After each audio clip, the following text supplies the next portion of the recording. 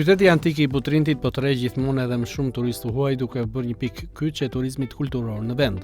Ministri I Turizmit, Kulturës dhe Sportit Blendi Gonxhia tha sot se Butrinti pafirmohet si një destinacion me vlerë të shtuar në arenë ndërkombëtare.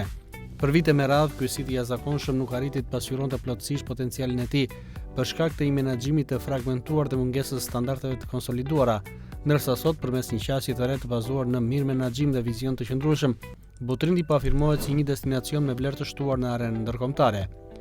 Ministri tha se të dhënat flasin qartë, 96% e vizitorëve janë të huaj duke reflektuar një profil turizmi shumë tërheqës, ndërsa koha mesatare e qëndrimit prej 2.4 orësh dëshmon se Butrinti nuk është thjesht një ndalesë, por një eksperiencë që përjetohet.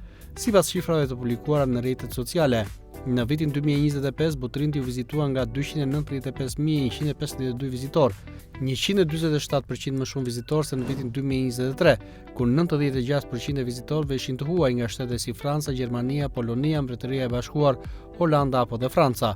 Shifrat tregojnë se 80.6% e vizitorëve janë me arsim universitar, 70% e vizitorëve janë të punësuar, 11.2% e vizitorëve janë të vetëpunësuar, 10% e vizitorëve janë student, ndërsa 7.8% e vizitorëve janë në pension.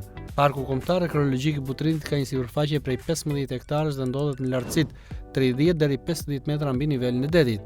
Ai është ngritur në këndin juglindor të gadishullit të Ksamilit. Ka një pozitë mjaft të mbrojtur natyrore, duke u lagur nga të dy anët nga liçeni I Butrintit, gjysmë të kripur dhe gjysmë të ëmbël, dhe në njërin anë nga kanali I Vivarit.